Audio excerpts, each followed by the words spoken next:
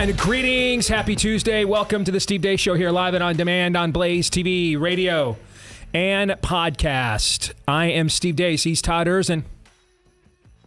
Repping the colors here today. Like the shirt? Conference track meet. After the show. That's where you're going after the show? Yeah. The Erzin family tradition continues. There it is. All right. Yeah. And there's Aaron McIntyre, who is still trying to establish his family traditions. How are you, Aaron? Just thinking about how at this very moment last week, I was chowing down on a burger at the Navy mess. Little things like that. That is true. That's hard to believe. A week ago, and that was a heck of a burger, by the way. It was, yep. I mean, our old friend, formerly known as Rachel Semmel, now Rachel Cawley, who took us down there for lunch last week. She's like, I don't know, man. This kind of is just a nicer Applebee's or Ruby Tuesdays. Not true. I took the first bite of that burger. I said, this is a lot nicer than Applebee's and Ruby Tuesdays. And then you look up and walk in. You look up, and who walks in, dude?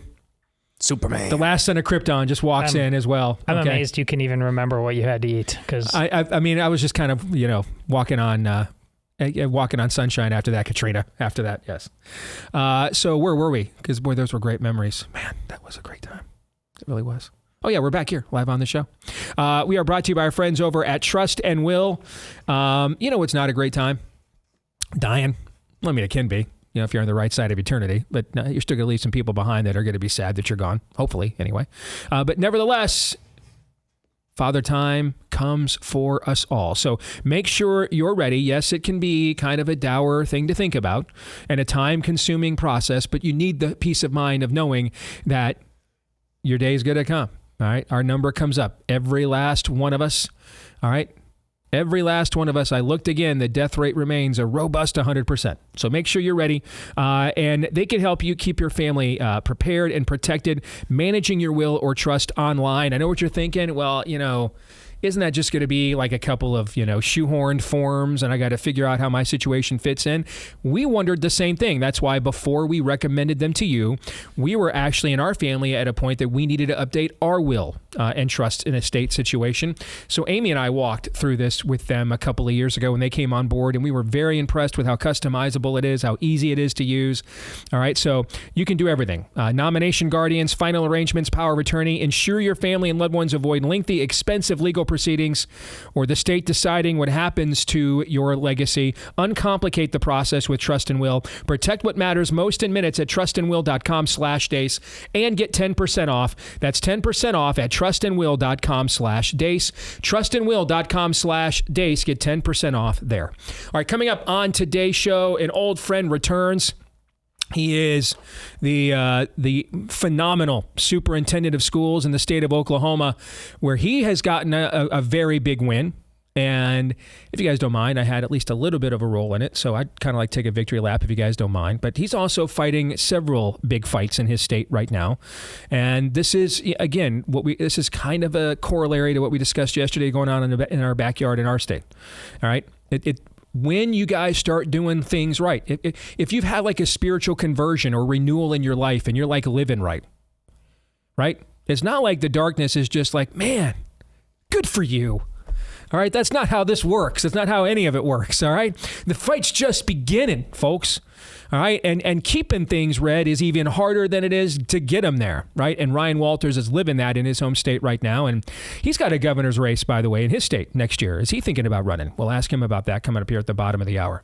All right, next hour, I did an event in Toledo, Ohio 2 months ago called Dangerous Friends, and met some new people there. One of them is a pastor named Michael Foster, who I think has written a really poignant piece about what's happening with young men in this moment on the right, okay, on the right, on our own side. And I thought we're going to share that piece with you. I'm going to read that to you. And then we're going to discuss coming up in Fake News or Not next hour. And then for Pop Culture Tuesday, a movie that I am really struggling with. In terms of its craftsmanship, it is probably a great film. But its worldview, I haven't done a review of this yet, online either. Haven't really discussed it at all. I have been percolating on the worldview of this film for about 2 weeks. But it looks like it's going to probably be the most successful rated R film released for all of 2025, given how successful it's already been. And even though it's only May, but it's already made way more money than R-rated movies typically make, unless it's like a Schindler's List or a Passion kind of a movie. And this is certainly not that. All right. I'm talking about Ryan Coogler's latest Sinners. And we're going to discuss that with spoilers. All right. Because there's no way for me to get into the worldview of the film without it. So spoiler warning on that. And we're going to get into that at the bottom of the hour. I'm guessing neither one of you have seen it? No. All right. Perfect. On purpose, then, I've not told you guys anything about this, or even that I've seen it. All right. I'm going to lay out the worldview of the film, the entire worldview of the film, and I just want your reaction. That's it. And maybe your visceral without because the way the film is made emotionally connects. It is an expertly made film. All right.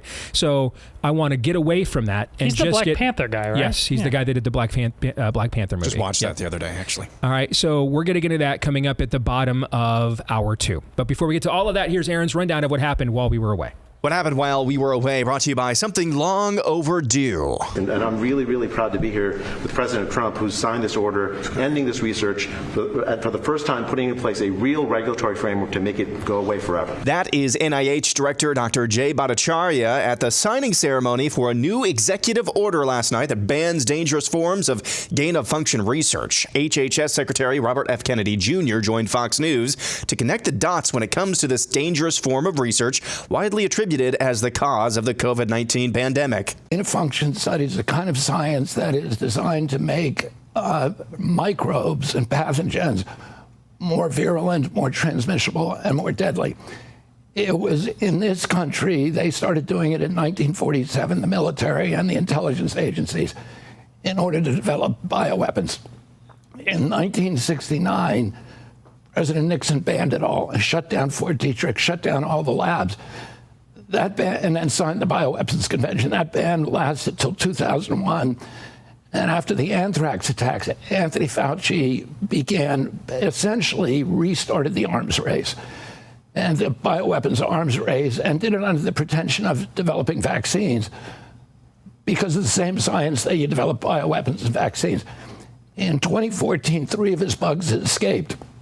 And 300 scientists wrote letters to President Obama asking him to shut down Anthony Fauci. President Obama declared a moratorium, but instead of shutting down his experiments, he moved them offshore, mainly to the Wuhan lab.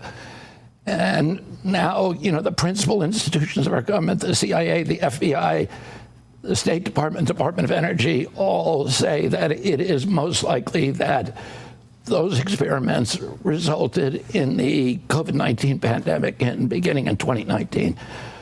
So President Trump today moved to shut down this kind of research in this country and to stop funding it abroad. In other news this morning, North Carolina Senator Thom Tillis confirmed he is opposing Trump's nominee for a U.S. Attorney for the District of Columbia, Ed Martin, and you won't believe the reason why. Where we probably have a difference is I think anybody that breached the perimeter should have been in prison for some period of time. Whether it's 30 days or 3 years is debatable, but I have no tolerance for anybody who entered the building on January the 6th, and that's probably where most of the friction was. Put a bookmark in J6. We're circling back to that in a bit. But speaking of duplicitous jackwagons, the Pulitzer Prizes are being handed out, and photographer Doug Mills of the New York Times won the award for breaking news photography for his work during the attempted assassination of President Trump during his Butler, Pennsylvania rally last year. He did great work, but this photograph, taken by the Associated Press's Evan Vucci, the iconic photograph of the day's harrowing events, that didn't win an award for reasons. What did win a Pulitzer, however, is ProPublica for a debunked story about a woman who died after taking the abortion pill. ProPublica reported that the Texas woman died because of pro-life laws, even though it's been reported she likely died due to complications of the abortion drug mifepristone. Naturally, the false story from ProPublica won the Pulitzer. Meanwhile, at the Department of Justice, they filed a motion to dismiss Missouri Attorney General Andrew Bailey's lawsuit against the FDA over its approval of that abortion pill mifepristone being mailed to women. The lawsuit was launched in conjunction with other states after a group of pro-life doctors were denied standing for attempting to do the same thing. The Trump DOJ is now saying Missouri, Kansas, and Idaho lack standing to challenge the FDA in a similar way. Learning Chinese today. Today's phrase is "Pam Bondi, what you doing?" 怕母邦迪你在做什么? Told you we were circling back to J6. Well, here is former Vice President Mike Pence, complete with his furrowed brow, winning the JFK Profile in Courage Award for his role on that day. I will always believe, by God's grace, I did my duty that day. And now a video I had never seen before yesterday. Here is Mike Pence on January 4th of 2021. And I want to assure you, I share the concerns of millions of Americans about voting irregularities. And I promise you, come this Wednesday, we'll have our day in Congress. We'll hear the objections. We'll hear the evidence. So 2 days before J6, Mike Pence was out there riling up a crowd, promising them answers on January 6th for their questions about the election. And now 4 years later, he's taking in Profile in Courage Awards for standing up for our sacred democracy. Make that make sense. Anyway, here's Congresswoman Jasmine Crockett, who says she wants to assault Republicans with folding chairs. I am here to remind you of Montgomery and those folding chairs. Let me tell you that we know how to use a chair, whether we pulling it up or we doing something else with it. David French, your thoughts? You look at this Christian right, the MAGA Christian right. It is will to power. It is cruelty. It is dominance. Nothing about this is drawn from historic Christian theology. And finally, California Governor Gavin Newsom attempts to figure out what ails the Democrat Party. We lost. We lost the popular vote, and we lost the electoral vote. We got crushed, and we need to be humble about that, and we need to have some grace, and we need to understand why. Was it because of the incumbency penalty? Was it because of inflation? Was it because of interest rates? Was it because of immigration? Was it because we were too, quote unquote, woke? Was it because of the issues with Israel? Was it all of the above? Yeah, it's literally all of that. Like everything you just said. Thanks for playing, Gavin. And that's what happened while we were away. Aaron's Montage brought to you by our friends over at Birch Gold. You know, this July, the BRICS nations are having a summit in Rio de Janeiro. That's the bloc of emerging superpowers, including China, Russia, India, and Iran. They're meeting with the goal of displacing the U.S. dollar as the global currency. They're calling it the Rio Reset. So, again, when you see events and movements like this, there is still going to be more instability and disruption. So learn if diversifying your savings into gold as a hedge against such schemes is right for you. Birch Gold Group can help you to move your hard-earned savings into a tax-sheltered IRA in precious metals. Claim your free info kit on gold by texting my name, Steve, to 989-898. That's text Steve to 989-898. With an A-plus rating with the Better Business Bureau and tens of thousands of happy customers, let Birch Gold arm you with a free, no-obligation info kit on owning gold before July and the Rio Reset. So text Steve to 989-898 today. That's text Steve to 989-898 today. I have to tell you, just on a personal note, let me just start quickly here. I struggle way more not to hate men like Thom Tillis and Mike Pence than I do like any member of the godless left. In fact, I couldn't, even if I tried, I couldn't possibly hate the godless left as much as it hates me. I have some level of sympathy, understanding that therefore by the grace of God go I. That ultimately what separates me from them, the reason why I am not one of the men pounding on Lot's door, saying, bring out these men so we can have our way with them. And instead, I'm in the evacuation party of Lot, getting literally the hell out of Sodom and Gomorrah as the sulfur falls, is purely by the grace of God. Purely. So I don't have any tolerance for it. I want to defeat it with absolutely every fiber of my being. But over the years, I've interviewed former witches, former Satan worshipers, multitudes of former homosexuals, liars, thieves, fornicators, murderers, adulterers. These will not inherit the kingdom of heaven, but such as once were you.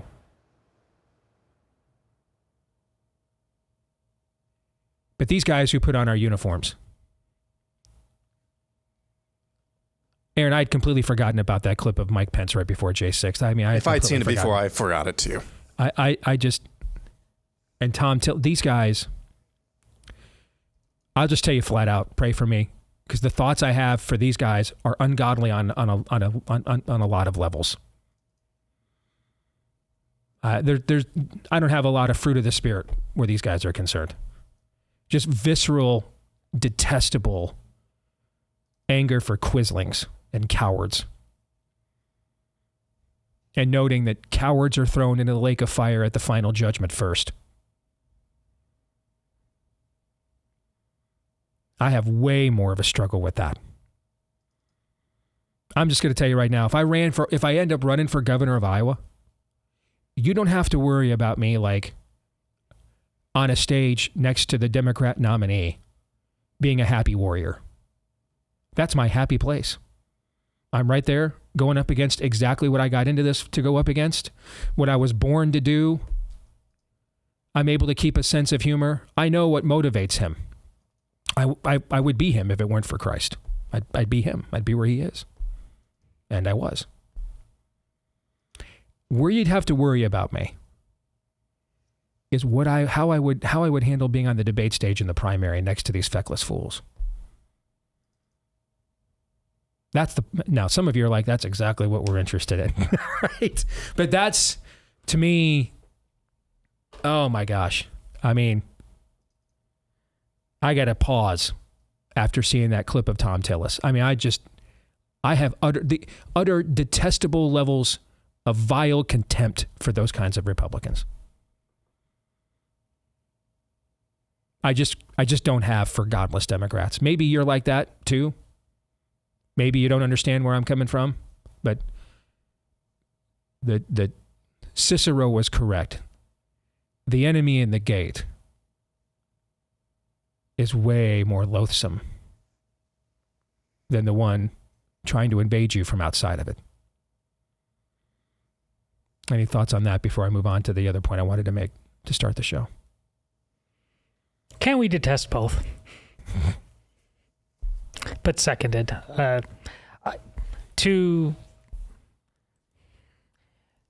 Donald Trump set the tone early on for addressing this, not because anybody is arguing that some people went overboard, but worse was the degree to which everyone went overboard in handling them. There was no due process. Mm-hmm.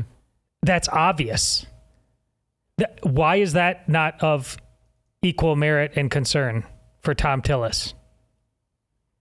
I mean, the entire left, all the way to the judges that you keep talking about, which is part of the story with what's going on with Pam Bondi, what you're doing. But what standard are we going to continue to live by? Always on defense, playing by their rules, never setting a new precedent.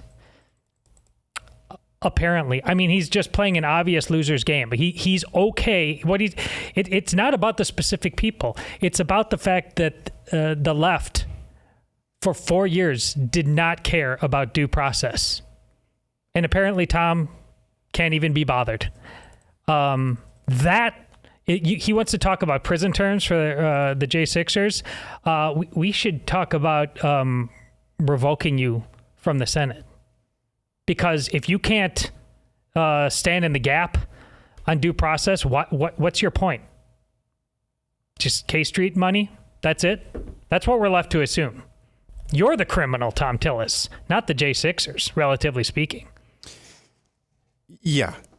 You know, people like Thom Tillis, I'm just convinced that they believe their median constituent is David French. And constituent doesn't necessarily mean voting block. It could mean the K Street that Todd was just talking about. How would you behave if you thought your median constituent was David French? You would behave a lot like this. A lot like that. Is that a problem? That's a problem. A big problem. Ultimately, these are the types of people who think once 2028 rolls around, oh, that little, we had our sowing of wild oats here. We went through a phase as a country. We're going to get back to normal. Nope. No. That's not happening. And eventually, reality catches up. You were just talking about death catches us all in the first segment before the montage. Reality catches up with everybody eventually. And when you believe that your median constituent is David French, when you come from a red state like North Carolina, eventually reality is going to wake up in the morning and smack you in the face.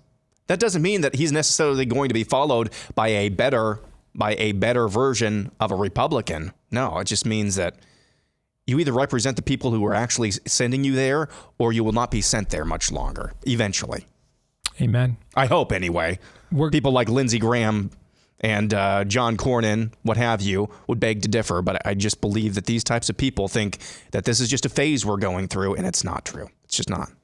We will discuss the Department of Justice and Pam Bondi's move on the abortion drug and the overtime today. Because there's a broader conversation there that needs to be had. Because I think it also speaks to the lack of clout of a certain movement at the exact same time. All right. So we'll get into that at the overtime today for blazetv.com/Deace. Here's a quick tease.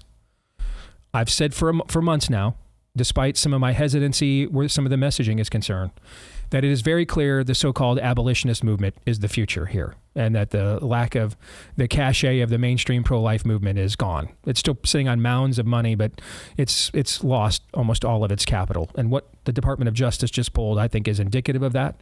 And the future, as it pertains to abolitionism being the future, may be coming quicker than maybe even we thought. Okay, so we're going to get into that more in the overtime today at blazetv.com/Deace. But we have to reset one of the things, Aaron, you highlighted here in your montage. I want to read this quote from you again in case you missed it when Aaron played it. This is from Secretary of Health and Human Services, RFK Jr., quote, "In 2014, after 3 of Fauci's bugs escaped, 300 scientists asked Obama to shut him down." Talking about gain-of-function research. Obama declared a moratorium, but Fauci moved the experiments offshore, mainly to the Wuhan lab. And again, Wuhan is one of the most densely populated areas on the planet. This is not a part of rural China. This is one of the most densely populated areas in the world. Now our own government, CIA, FBI, state, DOD, all say those experiments likely sparked the COVID pandemic. And it all started as bioweapons research in 1947. President Trump just moved to shut it down for good. End quote. Now, none of this is a surprise to those of you who have been listening to this show for the last few years. And again, what is gain-of-function research? It's the equivalent of testing an atom bomb on Bikini Island. But you're doing it with pathogens. Okay? That's essentially what it is. But they weren't just doing gain-of-function research there. They were doing a specialized kind called spillover research. They were looking for what's called spillover potential, meaning that they were also provoking viruses that were not yet pathogenic to humans and residing in bats. They were provoking those viruses in a lab to become pathogenic to humans so they could then see how they could vaccinate against them. Now, that is the equivalent now of taking human beings and placing them on Bikini Island in the blast radius of the atom bomb to test radiation on human beings. That's going even further than gain-of-function research. They were tempting fate directly. They were trying to make this happen. They were trying to create a biological process that may have never occurred. What the Secretary of Health and Human Services here, and this we've talked about this how many times over the last few years. I'm telling you, this is why they had the genetic sequence and signature for a vaccine so fast. The virus that many of us were infected with, me twice, is the alpha strain of the vaccine. It's all part of the same vaccine research. That's why the virus mutated so fast. That's why it lost. That's why it became leaky so quickly. And then in and of itself became pathogenic. But what the Secretary of Health and Human Services here, RFK Jr., he is accusing Anthony Fauci by name directly of crimes against humanity. Hear, hear. I'm talking stuff like not a meme from me this time, not a lament, not a desire, a wish. These are the kinds of things that we have hung people for in the past after tribunals. And I greatly appreciate that Secretary Kennedy is connecting those dots. Here's the next dot Secretary Kennedy needs to connect. This then needs to be, see, this goes back to everything's theological, guys. Everything is. Everything is. We've been talking recently, going through Romans. Everybody likes it when it's contemplative. What they don't like is, therefore, such as, because of, in light of. Now go and do likewise. What kind of people are we to be? That's the part so there's the responsibility here. Yes.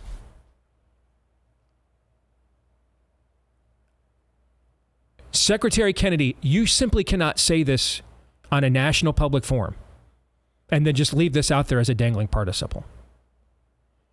What is it? 12:26 Eastern? Pam Bondi, as the Attorney General of the United States, should have woke up with a prosecution referral from the Department of HHS on her desk this morning after those comments. Otherwise, frankly, okay, great. We got a vindicating talking point, and I hate to sound like my buddy Daniel Horowitz, but he's usually right. Sometimes it's like that's all we want, some like vindicating talking point. You're claiming Anthony Fauci caused the death, or had a hand in causing the deaths of millions of people all over the world. By the way, I agree with that. I think all the evidence points to that. And if Mr. Fauci is tuned in and listening or was on Fox News last night, he is welcome. In fact, I would ask him, please, sue me and also Secretary Kennedy. I am confident I would not lack for adequate legal representation in such an endeavor that would greatly look forward to the discovery process. I could make 4 phone calls right now. People that have done this at a very high level and would gladly take this one on for free. So yes, sue us. We must be guilty of defamation of character, some form of slander and libel for saying such things, right? I think former NIH or NIAID Director Anthony Fauci should sue both myself and Secretary Kennedy for these comments in public, right? Sure. I'm all for it. Come at me. I'd love that. He won't, though. What needs to also happen, however, I'm sorry, but you can't just say something like that on national TV. Thank you, sir. This isn't, hey, the Department of Defense telling us UFOs are real and people are like, cool. Anyway, what time is my fantasy draft? We just had the head of HHS accuse the former head of NIAID, one of the top healthcare bureaucrats in this country and in its history, of crimes against humanity. How is what I just quoted here, how's that not a crime against humanity? Do you know? It's what we've been saying all along it is. So why isn't there a referral letter already on the desk of Pam Bondi? She loves to go on Fox News and just talk. This would give her something else to talk about. None of us know how closely RFK Jr. is tethered to the president on this. Because, as you know, the president has even... the president has yet to throw Fauci under the bus. That's just true. What's also true is either Anthony Fauci should sue Robert F. Kennedy Jr. I'm not a politician, so I get to deal in actual honesty. What's also true is that Anthony Fauci should sue RFK Jr. for what he said on national television last night. Or there should be a referral letter on Pam Bondi's desk for prosecution of one Anthony Fauci at the U.S. Department of Justice. I don't understand what's the middle ground here. Either Anthony Fauci's been defamed or he should be put on trial for his life. Get busy living or get busy dying. Agreed. And I don't know. Maybe I speak for somebody else in this audience. I'm just tired of this in-between crap. More in a moment.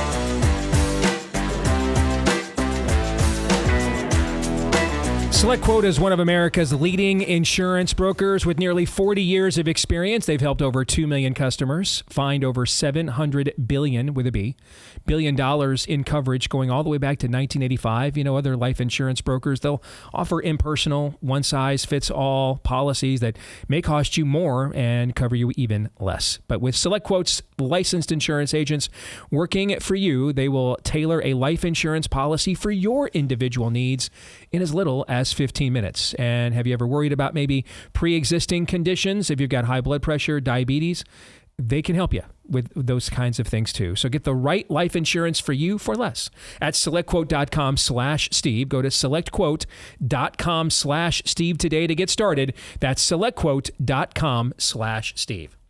And we will go to the superintendent of schools there in the state of Oklahoma, a good buddy of mine. Ryan Walters joins us again. Brother, it's good to see you, man. How are you? Great to see you, Steve. Thank you. And hey, it's time to celebrate. I appreciate your help with our history standards. We're so excited about them. So I want to tell you here on the program, thank you so much for your help with that. Really appreciate it, brother. You're very, very welcome. In fact, let's start there because I love me some me. So let's start there, Ryan, if you don't mind. All right. So you got a panel of really smart people and you were one person short, and then you called me to fill it out, of people to get together to come up with history standards to teach actual history in the state of Oklahoma. And this is a place where Democrats can't even win a precinct in a presidential election. So why was this so controversial and why did this take so long?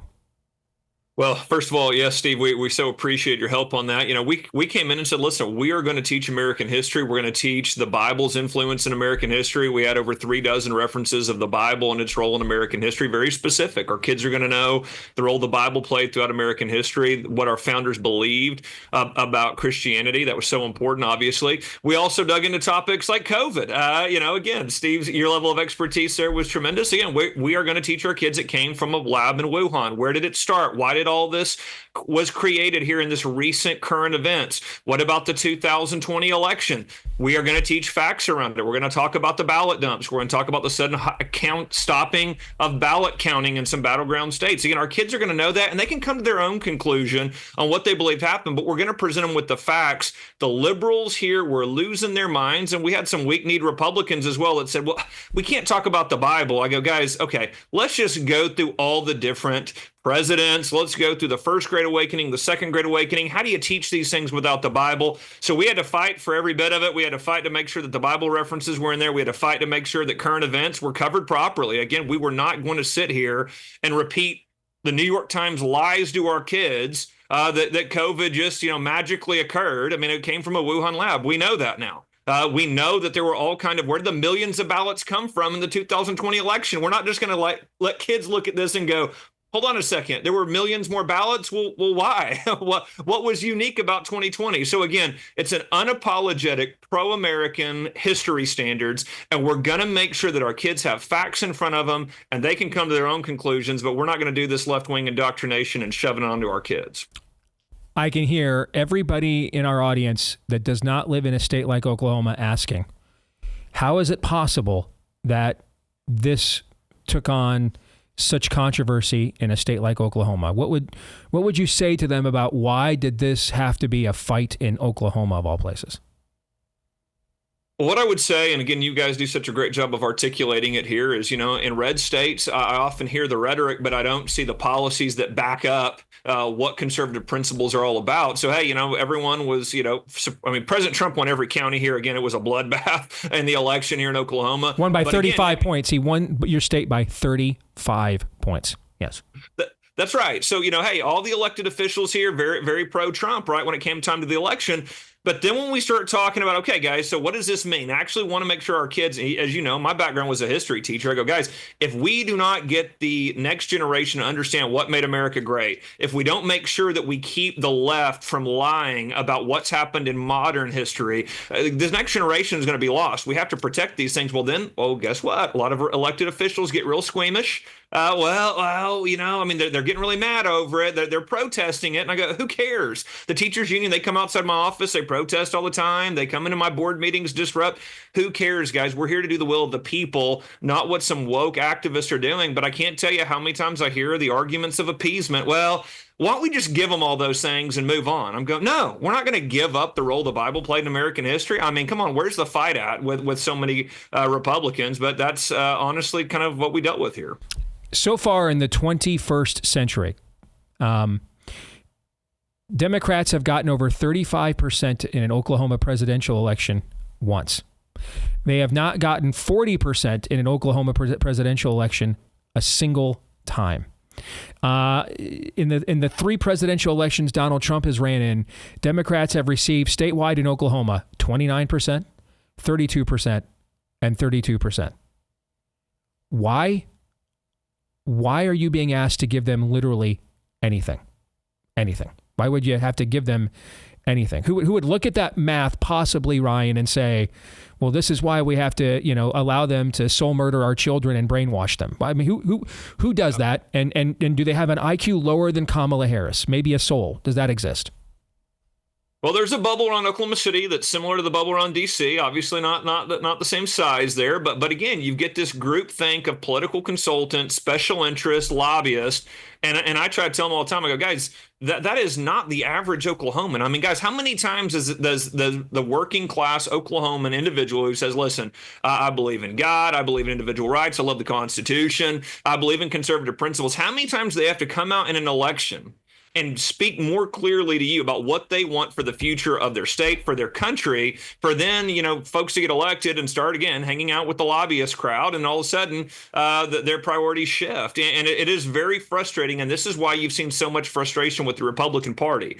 We will win an election, but then we won't do the things that we promised to do. And the voters have rightfully so said, we're sick and tired of that. We'll throw you, give me another person. Find me another person that can go do this. And again, President Trump does an incredible job on the national stage saying, hey, I'm going to do it. I'm going to do it as fast as I possibly can. And that's what we've tried to replicate here in our State Department of Education. We've moved as fast as possible to bring the will of the voters into practical usage of our day-to-day policies. And again, we believe in these policies. They work. We're seeing the improvement. So if you actually do the things that you say you're going to do, more and more people will come on board with the movement because they will see the successes of the policy. Another battle you're having in a state that Republicans just won by 35 points in an election where immigration was one of the top issues nationwide. All right. Which, again, if you're not living in a state as red as Oklahoma, will probably blow your mind. But apparently it's controversial in your state to actually inform the taxpayers how many illegal aliens are in their schools. That's controversial too. Look, frankly, I'm fighting my own governor on this one. We passed a rule that said schools, we're going just like you asked. Wait a minute, the Republican governor does not want the taxpayers of Oklahoma to know how many illegal aliens are in their schools? No, he does not. What would be the benign, innocent explanation for that? What would it be? The benign innocent? I would say that, again, it's absolutely ridiculous. I mean, there's obviously special interest groups that are pushing him to do this. It's the only explanation because, again, it is taxpayer dollars that are going to educate illegal immigrants in our school. We have asked the schools, hey, collect just like everywhere else, a birth certificate, a driver's license. That's what we should have when you enroll your kids into a public school where taxpayers are fitting the bill. And again, we are fighting against him and our legislature. We're hopeful they will pass this rule. We actually have a big vote on it tomorrow. But again, I think you got to be crystal clear with taxpayers. This is the cost. And frankly, this has been an incentive to bring illegal immigrants in the country, is it not? I mean, you offer them all of these things, and we need to see, guys, how much of an incentive have we been using to actually, hey, we say we don't want illegal immigration, but then you offer all of these things. How much is it costing taxpayers, and why do we continue to incentivize these things? I'm not trying to be obtuse. I don't know Kevin Stitt, never met him once. I do know you very well. I know he appointed you to be his Secretary of Education originally, okay? So I'm just trying to figure out, in this environment, why any Republican, let alone the Republican governor, would think that the taxpayers of a state are not entitled to know how many illegal aliens are in their schools. I'm trying to figure out, give the max benefit of the doubt, and I cannot come up with a single benign, innocent explanation for why a Republican governor would not want the people of Oklahoma to know this. Look, I can't either. And that's where I've continued to be transparent of. I think taxpayers are owed this. I heard this all the time on the campaign trail. How much do illegal immigrants cost us? How much do they cost our schools? How much do they cost our hospitals? How much do they cost us as taxpayers? And again, it's very important. Our early estimates is over $700 million under the Biden presidency, Steve. Over $700 million we were spending on this. That's a minimum. So we want to find out what is the actual number so that we can start, again, having these kind of discussions around what in the world are we doing when we're incentivizing illegal immigration like this. Again, Republicans, you've got to govern. You've pointed this out before. Red states, here's your opportunity, guys. You've got a president that is supportive of a conservative agenda. He has got your back. Go out and govern like red states. Institute our policies, and then you'll start having these swing states, maybe even some blue states, to go, look, you can't deny the success that they had in Oklahoma, the success they had in Texas, the success they had in Florida. But guys, if you don't move the policy, if you don't do the thing, you never have that proof point for the electorate to see what a true red state looks like with conservative policies enacted. The only thing I can possibly think of, trying to be as fair to him as I possibly can, is about 12% of your state's population is Hispanic. That's a little bigger than the national average. All right. I don't know. Your state is so red, like exit polling wasn't even done of your state in the last presidential election. No one even bothered to do it. OK, so I have no idea, publicly how they voted in the last election cycle with a border hawk as our nominee. You would probably have some internal numbers on that better than what I could get. So, but again, I would think if he's winning the state by 35 points on, we're going to deport literally everybody we can get our hands on. That's literally what he said. The entire election, him and J.D. Vance both said, if we can get our hands on him, we're deporting them. That's essentially what he said for 6 months. And I got to think, if he wins your state by 35 points, at least, 35, 40% at least of those Hispanic voters in your state probably voted for Trump in the last presidential election. That's about the only thing, Ryan, just trying to come up with some benefit of the doubt whatsoever to your governor. I can't come up with any other reason that doesn't involve the kinds of things, frankly, our audience probably doesn't even want to contemplate. No, and look, that's right. And listen, our voters were very loud. They were very crystal clear on this. And again, the Republicans in the legislature, I'm hoping that hey, look, I'm optimistic. I think we'll get this through. But again, when the governor's saying I'm going to fight it, I'm going to veto it, I'm going to reject it, again, I think there's a lot that needs to be answered over there of why are you going against the will of the people? Why are you going against the will of President Trump that has been not only widely elected across the country. Again, look at the numbers in Oklahoma. Our citizens are clear. We want to know how much illegal immigration is costing us. Every state should be doing this, frankly. It is a cost accounting measure. How much does it cost the taxpayers of a state? I frankly think it's very common sense. So I can't help but notice, man, and I got people asking me here in my home state about running for governor, but I can't help but notice. That looks, gentlemen, what do you think? That looks like a pretty gubernatorial setup there. Got the power suit and the power tie, although Trump prefers red, although I like black better. And the flags, that looks like a set that could be used for a address to the state of Oklahoma in the future, don't you think? That kind of looks to me the hard work's already done. Yeah. Just frame that photo. So, are you gearing up to run here next year? Well, we're going to have to make some decisions over the summer. I will tell you that. We're working very hard here to get these things through the legislature. We're working very hard on making sure that our schools are performing the best possible. We've had some dramatic reforms, the most aggressive education reforms in the country. Right here in Oklahoma, we have the first religious charter school in the country that we just argued at the Supreme Court to have a Catholic charter school here in the state. That's going to be huge. It's going to be momentous. Is this the one your Republican Attorney General is trying to shut this one down? Is that the one you're talking about? Yeah, that's right. What is this state of yours? Explain to me. You won by 35 points. Your governor doesn't want the people to know how many illegal aliens are in the schools, and your attorney general wants to shut down a Catholic school. What is this? What is this? We have Justice Alito asking in the Supreme Court, is there an anti-Christian, anti-religious motive here? Because that's the only thing that can explain why the attorney general is literally fighting against a Catholic charter school. We have the own Supreme Court justices going, guys, what's going on here? Listen, here's the reality. We have got to have folks that are actually conservative in office. We're a state where, look, I'm going to continue to fight for the conservatives across the state, and we're going to fight this session to make sure we've got good conservative reforms moving forward in education. And this summer, we'll take a look at that and make some decisions around that. But look, what we've got to continue to do is we've got to continue to hold our elected officials accountable. And again, we're very excited about the education reforms we have in the state, and we're not going to back down to anybody. It doesn't matter if they're an elected official, doesn't matter who they are. We're going to keep fighting for the people of Oklahoma. I love you, brother, and you are literally doing the Lord's work. So keep it up, man. Thank you. Thank you, Steve. You bet. Appreciate you guys. You bet. That's Ryan Walters. I owe him a Wookiee life debt because we never make that movie that damn near killed me twice. We don't ever get to make that. Maybe I'm healthier and happier on second thought, but we don't ever get to make that movie if it wasn't for Ryan. So I owe him the Wookiee life debt. All right. It sounds like some Oklahoma politicians owe their people even more than that. Explain to me how in a state Trump's win by 35 points, the people aren't allowed to know, according to the governor, how many illegal aliens are in the schools. And according to the state attorney general, we're shutting down Catholic charter schools. I mean, what are we doing here?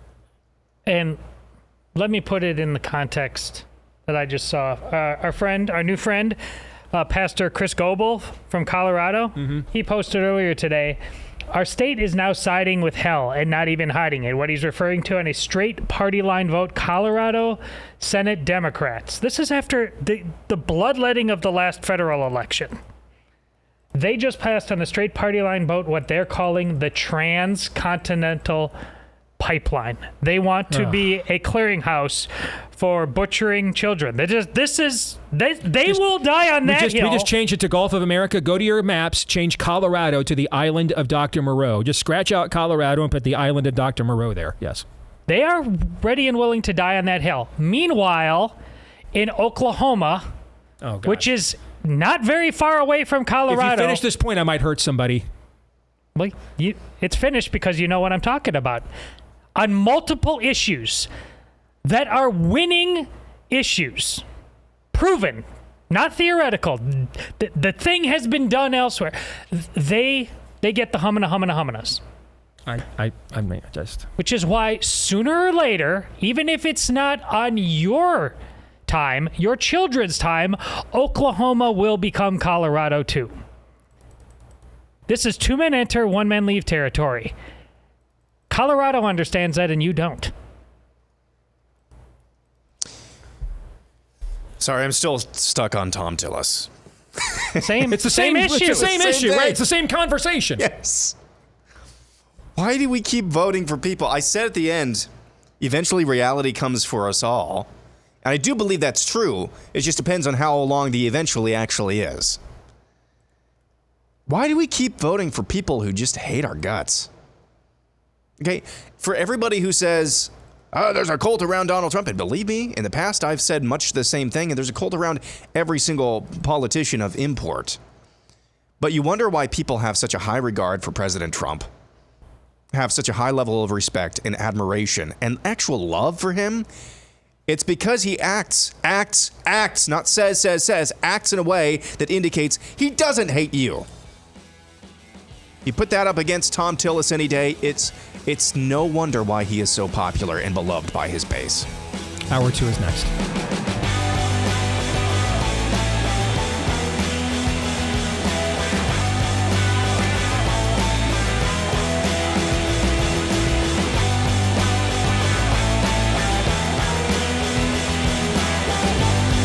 All right, back here with Hour 2, live and on demand on Blaze TV, radio, and podcast. Steve Deace here with Todd Erzin and Aaron McIntyre and all of you. Let us know what you think about what we think via the stevedeace.com inbox. Take advantage of that by emailing us, steve@stevedeace.com. That's DEACE. Like us on Facebook, MeWe, and Gab. Follow me at Steve Deace Show on X, Instagram, and TikTok. You can also please subscribe to our new YouTube channel, at Deace Show on YouTube. That's at Deace Show on YouTube. And then finally, if you wouldn't mind, if you love the podcast version of the show, thank you. You're a big part of our audience. In fact, the number one way, not the singular way, but the primary way that people access this show every day is via Apple and iTunes. All right. So if you're there, hit follow. If you're podcasting from anywhere else, hit subscribe. And that way, every time we do a new episode here, it will show up in your podcast feed every single time. And then please, whichever podcast platform you prefer, leave us a 5-star review. Let everybody know how much you love the show, if you do. Right? We wouldn't ask you to lie, but if you do love it, we would appreciate if you'd let people know. And we thank you for the tens of thousands of those we have received. So thank you very much for those. We also thank our friends over at Patriot Mobile. You've heard me talk about them for years. They stand in the gap for the same values that we believe in. So why haven't you made the switch yet?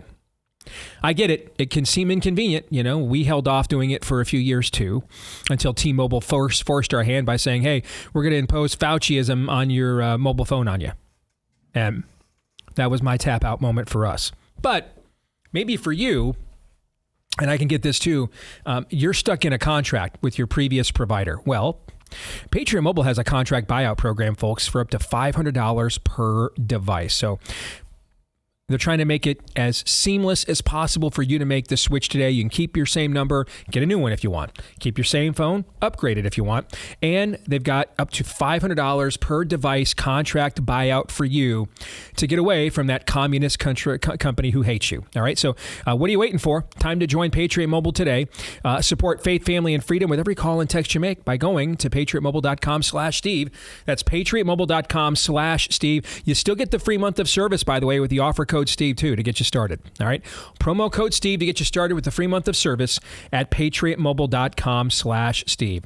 Also want to remind you, as we continue to grow here at Blaze TV, we need, and I think we're earning your support. All right. So if you want to be a subscriber to Blaze TV, there's all kinds of exclusive content that we all provide each and every day here on the network. Our overtime, for example, today, we're going to be talking about what went on at the Department of Justice, where it is now opposing the Republican Attorney General of Missouri, Andrew Bailey, in favor of the baby killing drug. I mean, what is going on here, and how in the world could Pam Bondi possibly wearing that cross on Fox News? I'm sorry. Don't put on my uniform, guys. Don't do it. I've got a maximum amount of grace for people not wearing my uniform coming at me.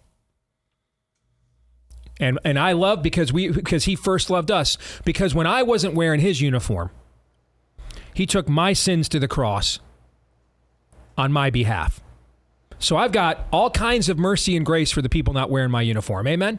Sure. Doesn't mean I won't try to stop the evil they want to do, that they then want to impose on me. I'll do whatever I can to stop it and oppose it. But on a human level, personal level, I've got all kinds of mercy and grace for people not wearing my uniform, proving that Paul was right. Therefore, by the grace of God, go I. Okay? But do not put on my uniform and wear it as a mask, as a costume. Don't do that. If you're Pam Bondi and you're on Fox News more often than John Kennedy and Lindsey Grahamnesty, do not go on there wearing that cross and then say, well, we're going to oppose Andrew Bailey's attempt to do something about turning every freaking post office box in America into an abortion clinic. Don't do that. I've got way less grace and mercy for that. Way less. Fair? Absolutely. So, we're going to talk more about that in the overtime today, because that's going to take a conversation that's going to take a little bit longer than what we had available this afternoon. So if you don't want to miss that conversation or any of the other exclusive content that we do every day here at The Blaze, go to blazetv.com/Deace. Subscribe today. It's just $8 a month with the discount, with the promo code of Deace. Just $8 with the discount. $8 a month, I should say. That's the cost of one of your coffees that you get every day. All right.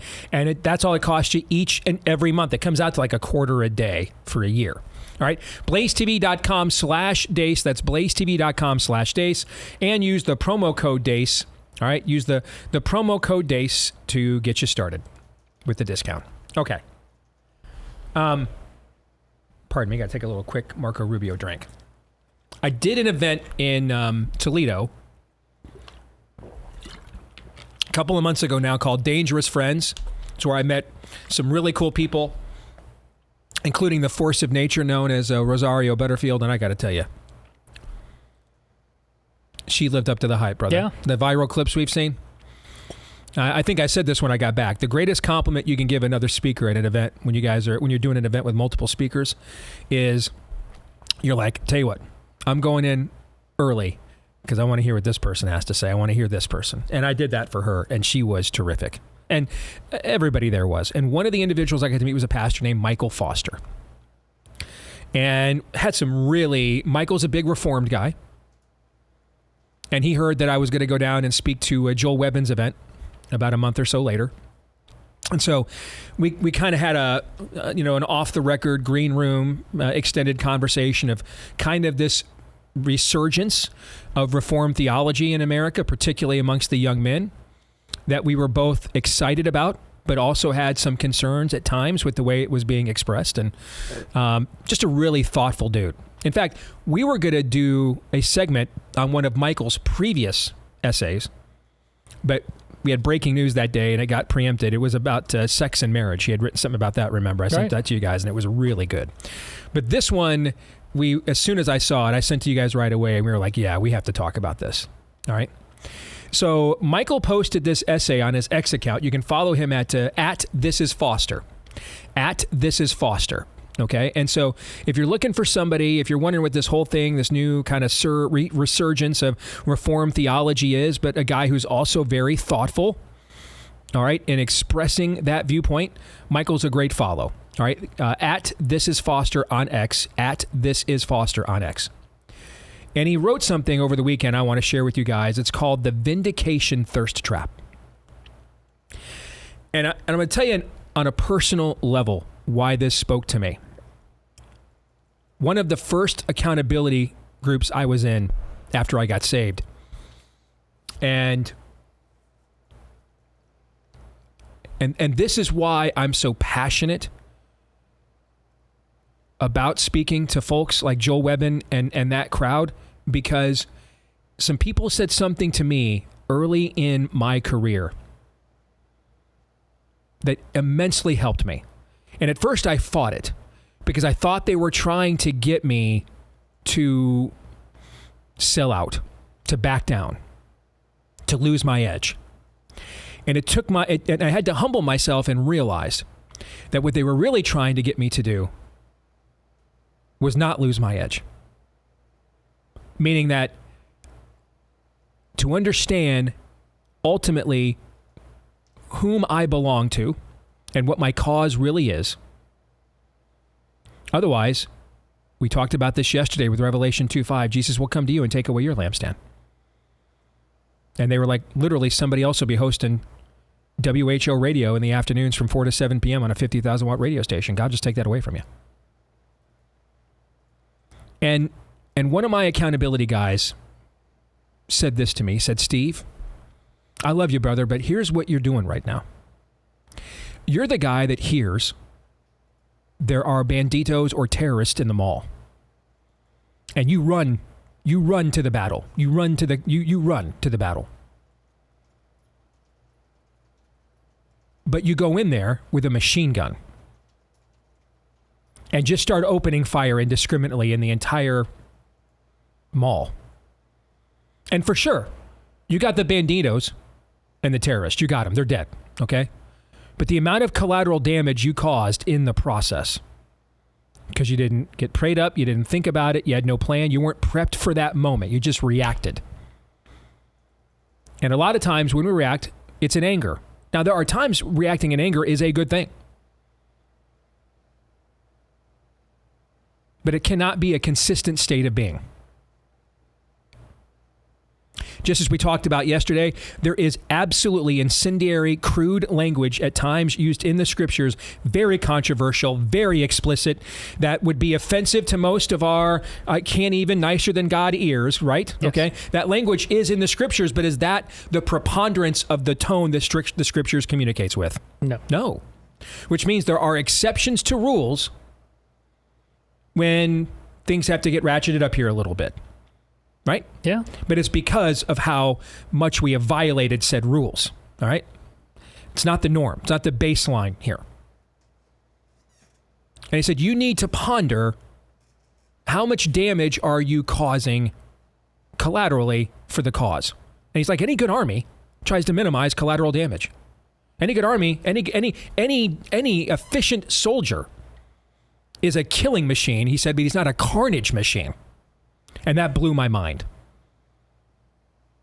And I'm like, you cut me deep, Shrek. All right. But it was a lesson I had to learn. And the reason why I had to learn that lesson is because I was confusing vindication for victory. I wanted to be proven right. I wanted to be validated. And what made it especially toxic and addicting is I turned out to be right about the things that I wanted to be validated and vindicated for. And I was unfairly criticized for saying they turned out to be true. I said during the last break, I feel like I've been doing the same show for 20 years. I could rewind this to 2007, my first year on WHO, and we're talking about out-of-control judges and Republicans we can't trust. I mean, I just feels like I'm doing the same show for 20 years. And so when your instincts are proven right, and yet you're continually mocked and defrocked and shunned for saying what the people doing that to you, who have the power to do that to you, they know you're right too. That's why they're doing it to you. They know you're right too. And then that fragile force of nature that's caused more damage on this planet than any other manifestation of sin in human history, the fragile male ego. The fragile male ego. The fragile male ego gets involved, and oh boy, baby. The you-know-what starts rolling downhill, fast and furious. But that's not what victory looks like in the kingdom of God. Vindication's about you. Victory is about him.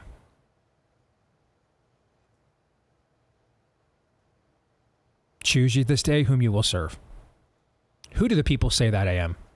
Why do you call me Lord if you will not do what I say?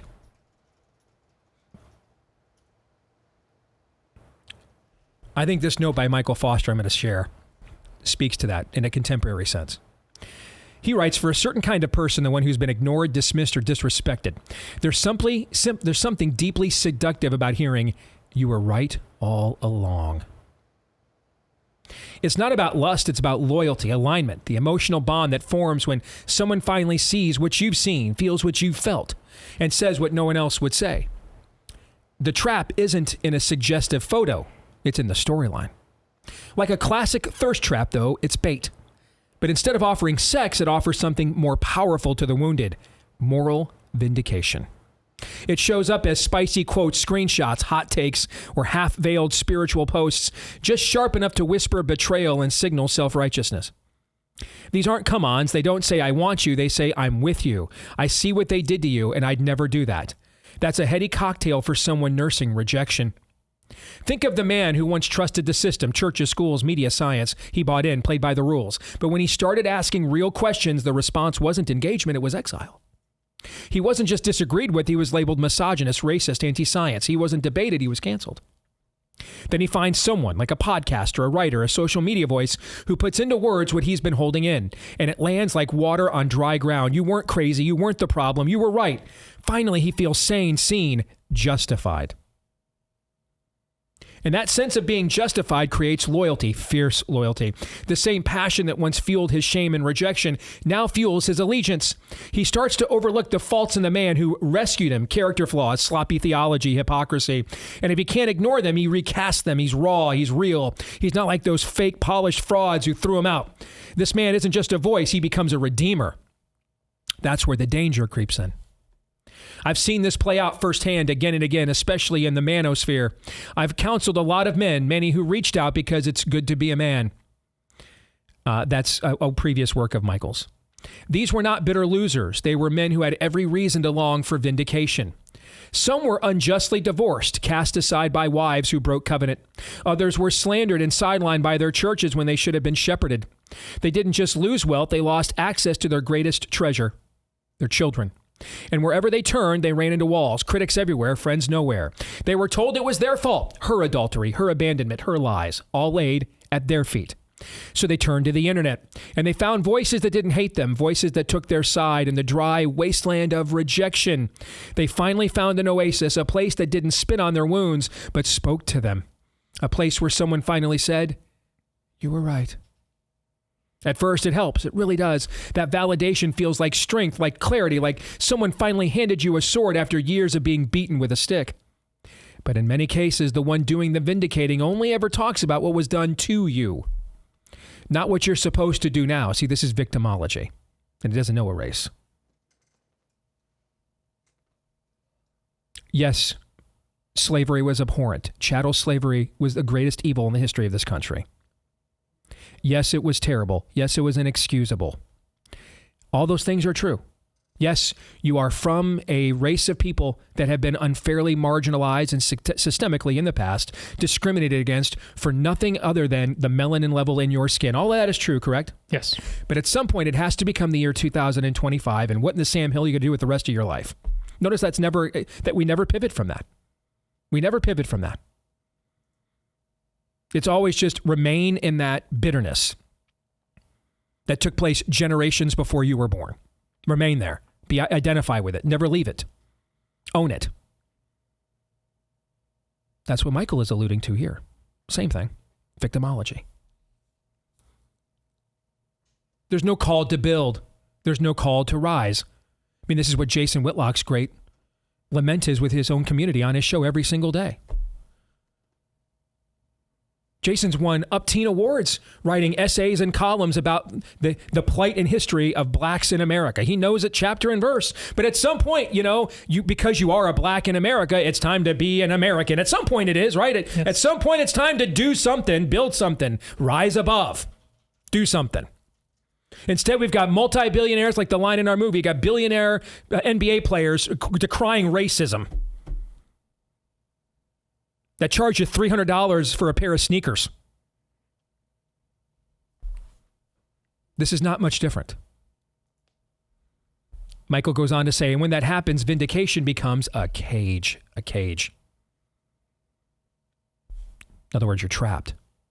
You stop moving. You feed on the high of being right instead of pressing on toward being holy. By the way, one of the things we have to do to be holy, love our neighbor as ourselves. You build your identity around your wounds instead of your mission. You start confusing being right with being righteous. You measure your life by what you're tearing down, not what you're building up. That's not growth, that's rot.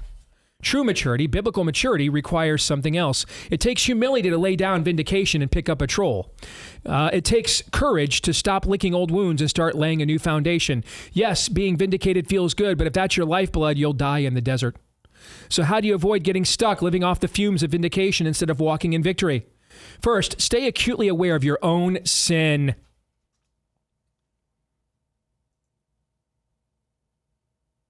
Stay acutely aware of your own sin.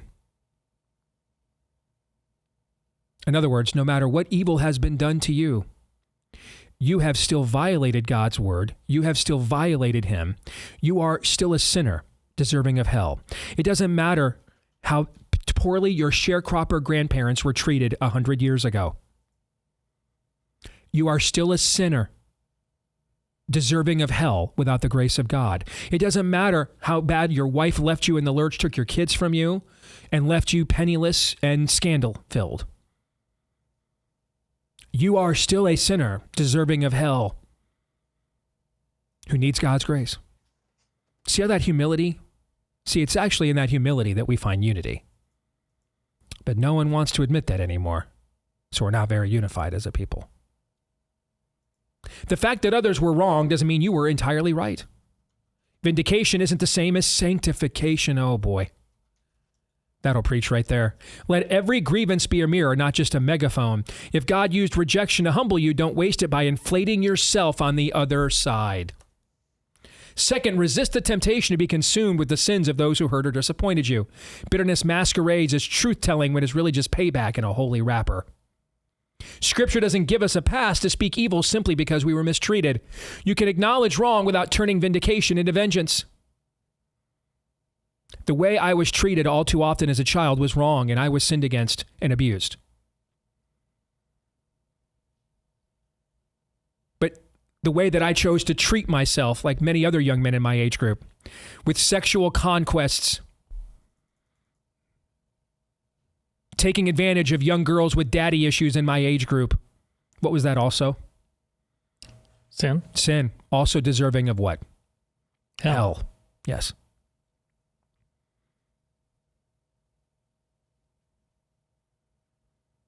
God doesn't just rescue us from something. He calls us into something. He gives us new ground to build on, a new people to walk with, a new mission worth sweating for. Don't spend all your days proving you were right. Spend them showing what it means to be made new. Build something God is pleased to bring beauty from ashes. You are more than a victim, or at least you can be. Yes, you've been wronged, maybe deeply, but that's not the end of your story. There's work to do. God is moving. And by his grace, you're not just called to survive, you're invited to build. And don't forget this, God hears your prayers. He keeps his promises. The psalmist cries out, "Vindicate me, O Lord," and not as a man wallowing in bitterness, but as one resolved to keep walking forward in faith. God will vindicate you. Your job is to walk in integrity. He'll handle the outcome. You handle the obedience. And that is as good a word as you will ever hear preached from a pulpit in America today, right there. And that's a father's heart right there. And unfortunately, because too many of those who did damage to us, like in my case, were our dads, or in many of our other cases, we didn't have a dad around. We didn't have a father that could walk us through this narrow road that Michael Foster just guided you through with this essay right there. That is some absolute solid food, solid gold. That's gold, Jerry. That's gold. That'll preach right there. The state of American masculinity would be completely overhauled for the good if this message could be embraced by millions of men. Gentlemen, your thoughts? Well, and it's vindication is going to be a natural outcome of a narcissistic culture. If it's so, one of the things to get to the humble nature, the reflective nature that you too are still a sinner, is to get outside of your pain. You have to consider the things that you use to medicate your pain, what you do to go inward. And I'm talking about value neutral things, but hobbies, things like that you surround yourself with, but that they're about you. And here, this is a first world problem, but for most of human history, you didn't have the luxury of anesthetizing yourself with these ways. You just didn't. You had to get on with it. You had to bear that cross. Or in the case of what happens in the black community, there wasn't a perpetual grievance industry to incentivize you to make profit off of doing nothing with your life other than identifying what was done to your great-great-grandchildren generations before you were born. Yeah, you're propped up by a narrative that never causes you to reflect as deeply as you need to. And that's the narcissism of the people doing that to you. Their self-importance as the gatekeepers of information and who matters and who not. Again, it's a narcissistic tendency. And that's really corporately what we need. If we're serious about the spiritual message there, we have to realize this is a version of yes, we are way too comfortable, but we need to strip ourselves of those things. Because when we do, and we get uncomfortable, we will realize Steve's point. The fragile male ego, my God, I need these things way more than I thought. Oh, it's just a little harmless fun. It's just like what I want to do. I'm a 40-year-old guy who spends 20 hours every week playing a video game, for example. I'm just telling you, try stopping. See what happens. And you will be confronted with what Steve is talking about. I need this so badly.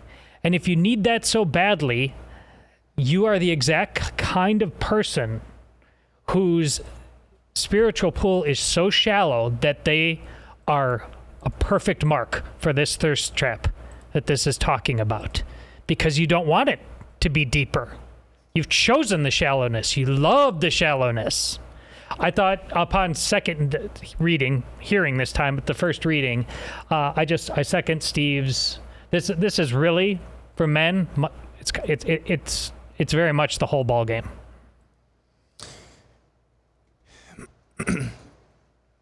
I read that and I thought, boy, this is really pastoral. And I thought, well, that's good because I think he's a pastor, right? So, I think it is an incredibly important thing to recognize that yes, men by and large, and I'm painting with a broad brush here, you do have some legitimate grievances in this day and age. And as Michael points out there, specific examples, if you have been married, there are specific wounds that really, of course, in any marriage, if it breaks up, something like that, I'm just using that example, there's always blame to go on both sides. But if it's a no-fault situation, I mean, I know this personally, I mean, I've seen it up close and personal. That is definitely wounding. There's not much more in some cases that you could have done. Yeah, there are things that you could have done, but not much more. In other words, you really are a victim in some of these circumstances. You really are. I think we do a tremendous disservice to just overlook that or skip over that part. And so what some of these influencers, what some of these voices that Michael are talking about are saying, hey, no, I see that. You are seen. I'm validating that hurt, that wound that you are dealing with right now. And let's just assume, for the sake of argument here, it's not somebody that's addicted to comfort. It's somebody who's working their tail off or has been working their tail off as best as they possibly can. We do ourselves no favors to just overlook that. However, what is the next step? There's a next step, right? A step implies actions. A step implies moving forward. What most people want to do, and this is the human nature, I think that Todd was hitting on a little bit there, is we just like to wallow in our own self-pity. As fragile as the male ego is, the male appetite for self-pity is just as large, I would say. And maybe that's just a human nature thing. Maybe it doesn't matter about the sex. And I think that's what a lot of these voices are preying on. Because if we can just get you to stay still, that's a continued audience, that's a continued what have you, a continued influence that I get to enjoy. But the way forward is the narrow road, as always. A road also implies what? You're traveling along it. You're not just staying there. Mm-hmm. So that's an incredibly important message because, I mean, you brought up examples from your own life, Steve, and quickly to wrap this up, this is not just a male phenomenon as well. This takes place, the validation thirst trap takes place in the political arena as well. We see that every single day. I was not validated because my chosen candidate didn't win or my chosen cause got trampled upon. And boy, howdy, does that drive people nuts. Yes. And sometimes Trump derangement syndrome on both sides is just a public example of what you're talking about. Correct. And I need him to be a Nazi, or I need him to be a failure, or I need him to be a Messiah. Yes. And then exactly. And then that becomes eventually you start lashing out at other people. You just start trying to hurt other people because you're hurt yourself. Mm-hmm. It's just a portrait of toxicity. Preach. There's no way to break out of that other than the way, the truth, and the life. No way to break out of that. Amen. Amen to every word. More in a moment.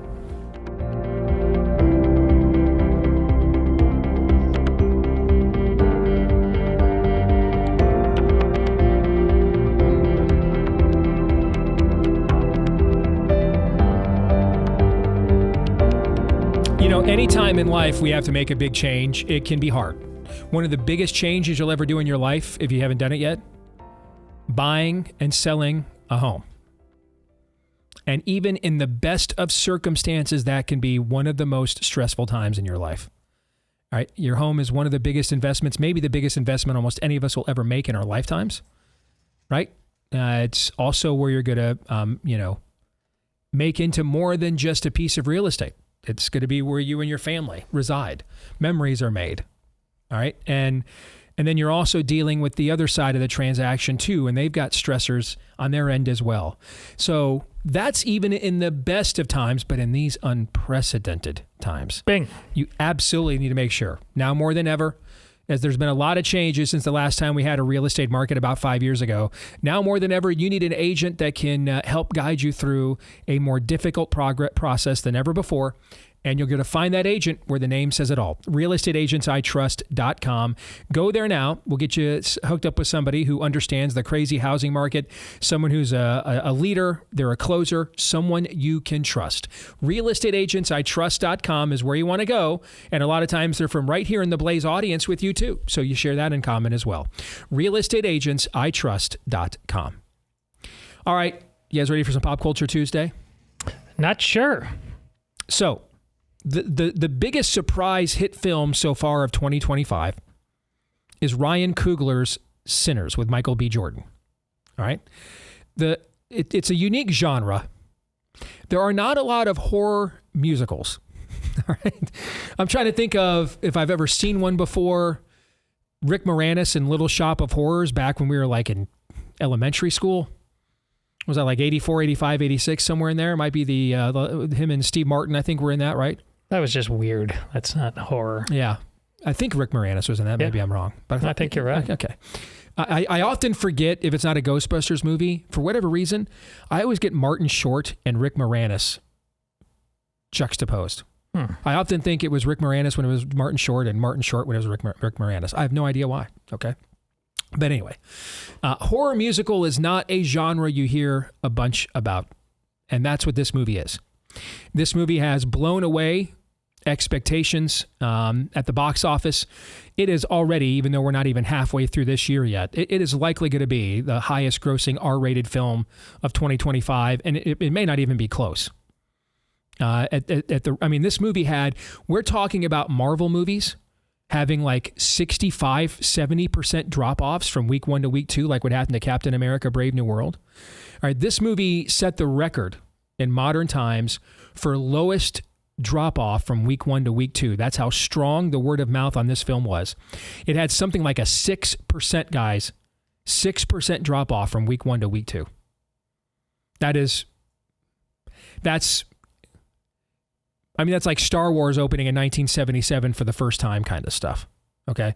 Where it actually grew at the more weeks that it was in theaters. That's incredible, especially for a niche genre. We can debate whether or not we think Michael B. Jordan is an A-list actor. I wouldn't say that he is. He's fairly well known, but I don't know that we would say he's necessarily a top 10 or 15 box office draw, maybe a little lower than that. And it was also a movie they didn't tell us a lot about. Because I can tell you right now, the trailers didn't come close to telling you what this movie is about. But that's how strong the word of mouth has been. In terms of craftsmanship, now I've not reviewed this movie for reasons I'm about to explain. Because for me, in the way I review films, worldview is first and then craftsmanship comes second. Okay? But the craftsmanship of this film is exquisite. I would say it's an Oscar-worthy film. Will likely be nominated for one, I would guess. It is at least a borderline great film in terms of its execution. The opening part, before it gets into the horror aspect of it, where you just learn the world building and exposition. You have these these twin black brothers from Sharecropper, Mississippi, I think it is, and they essentially run away after a terrible home life. Their mom dies, their stepdad's abusive. They run away and get involved in the gang scene in Chicago. And during Prohibition, and they concoct this idea, since they were the guys that were helping to run some of the booze, that they actually skimmed off the top of the Chicago mob, all right, and then bolted back home to Mississippi to start their own Prohibition gin joint, racket, essentially become the Chicago gangsters of Sharecropper, Mississippi, hoping that they'd be so far away from the Chicago mob down in Mississippi that they'll never come for them. Right? So as we're building this world and you're learning about these guys and their background and the community, it's very engrossing. I mean, I found that to be very interesting before we even got into the main part of the film. All right. So with that said, though, I'm now going to lay out the worldview of this movie. I cannot do it without providing spoilers. So if you do not want me to spoil this film, even though it's been out for a couple of weeks, 3, 2, 1, now it's a you problem. We good? Now it's a you problem. Okay. I'm just going to give the worldview of this film. I'm going to say nothing else. And Todd and Aaron, as people that have not seen this film, probably like a lot of our audience, I just want your instant reaction. All right? So, the cousin of these twin brothers who are the gin runners from the Chicago mob that have skimmed off the top and brought a bunch of booze back to Mississippi, back home to start their own racket, all right? The cousin is a preacher's son. Okay, and he works the fields for his mama his mama and daddy during the day. He's a very talented musician. He plays the guitar in the church band on Sundays. Okay, and his father keeps warning him over and over again to not hang out with these cousins that have returned back home. They're bad news. They are, after all, sinners. Hence the title of the film. Okay, and to stay on the narrow road, and that if you get off the narrow road, you never know what kind of evil and darkness you will invite. Okay? Suffice to say, he's not satisfied with staying on the narrow road. He's a teenager, rebellious, and he has a love for the blues. Okay? And of course, the blues is primarily played in which kind of establishments? Gin joints? Gin joints, yeah. And who's about to open one of those? Sinners. The sinners, the cousins, right?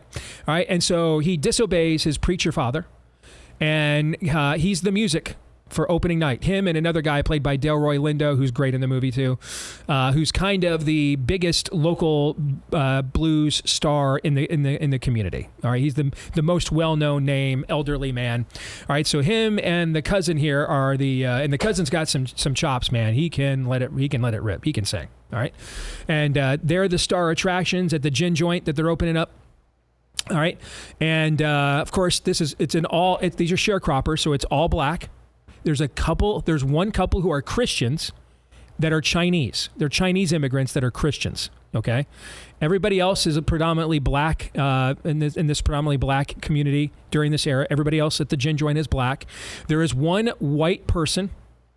All right, and her mother actually helped to take care of these twin boys when they were younger, when they were being abused. They would run away and go to her, and they'd help take care of the kids. Okay, and her daughter developed a crush on one of them. All right, and essentially lost her virginity to one of them and thought he was going to marry her, and then he ran off to Chicago and became a gangster and left her alone.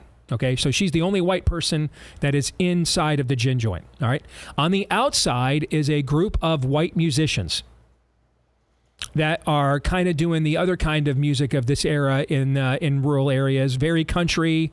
It sounds, what's that chick's name? Alison Krauss. It's very Alison Krauss-esque kind of music, all right? And they are asking to be invited in, and they cannot come in unless they are invited in. And of course, the black folks that are, are doing the dance into the blues want no part of the Alison Krauss honky music, all right? But they still have to go outside and relieve themselves and take smoke breaks and stuff.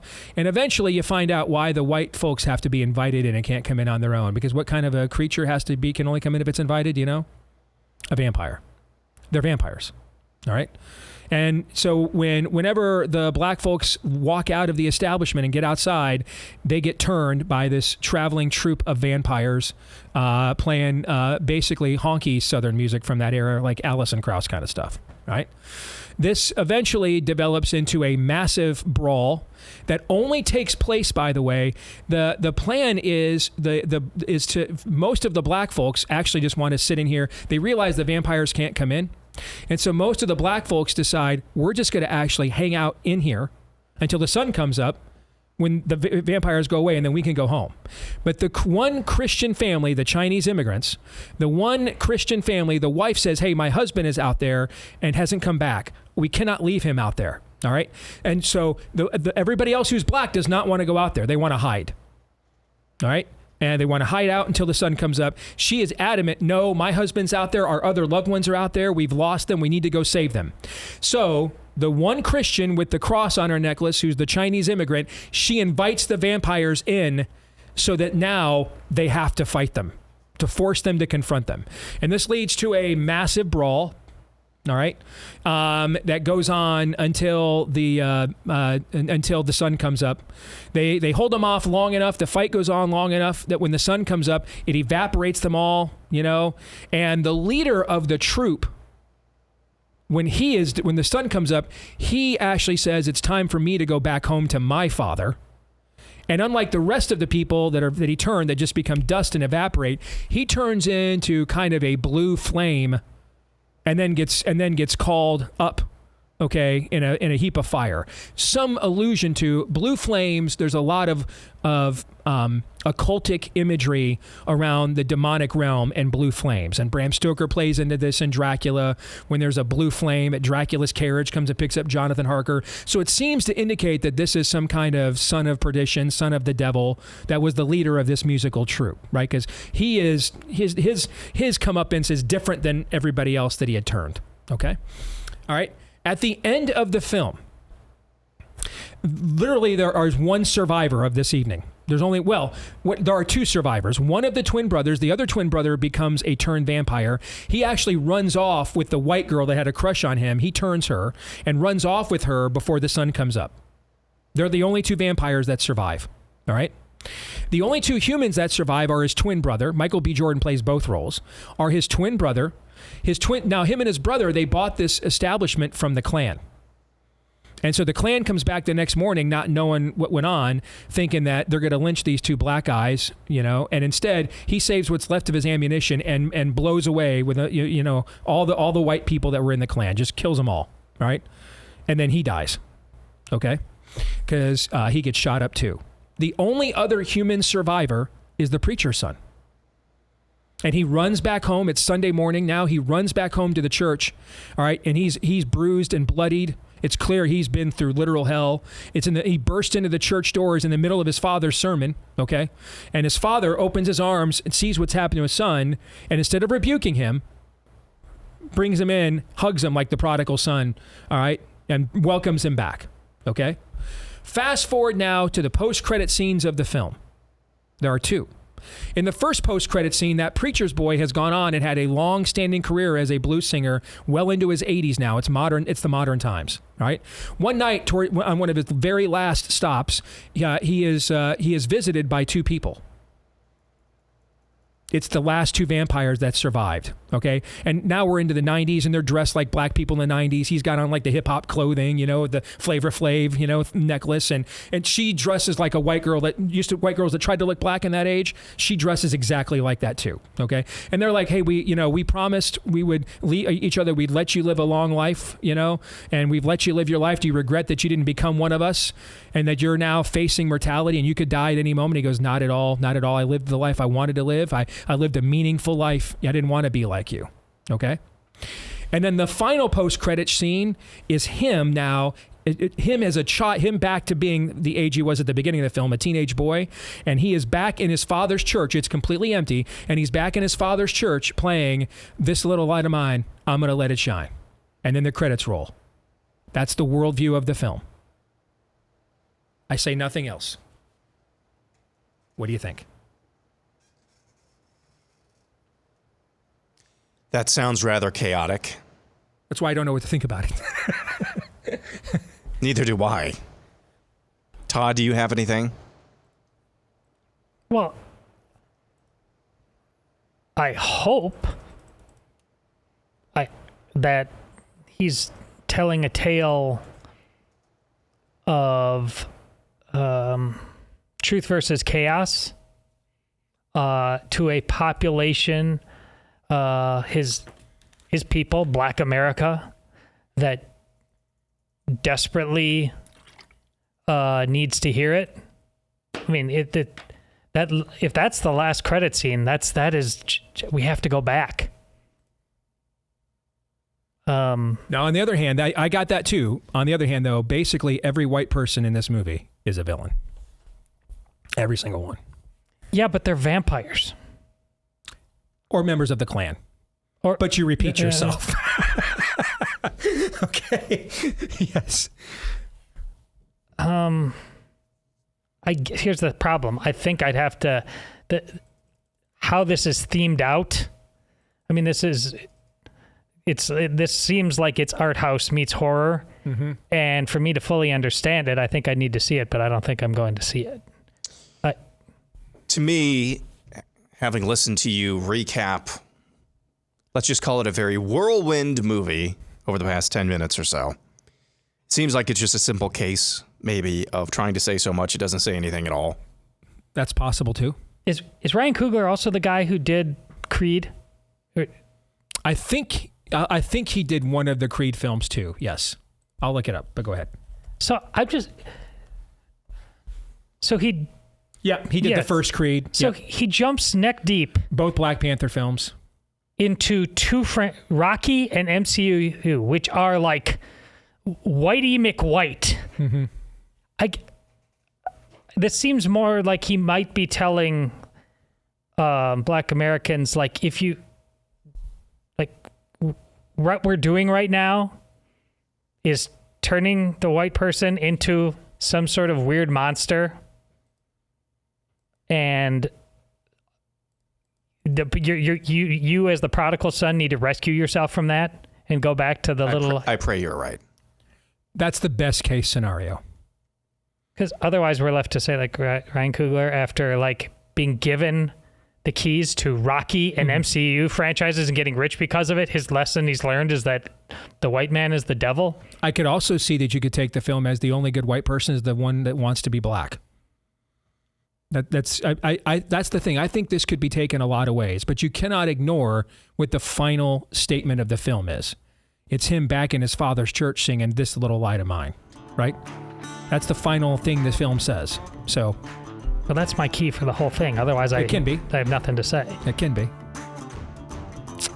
It's a mind scrambler. It is. All right, we're going to stick around and have a tough conversation in overtime for Blaze TV subscribers. For the rest of you, see you tomorrow, Romans 8:28.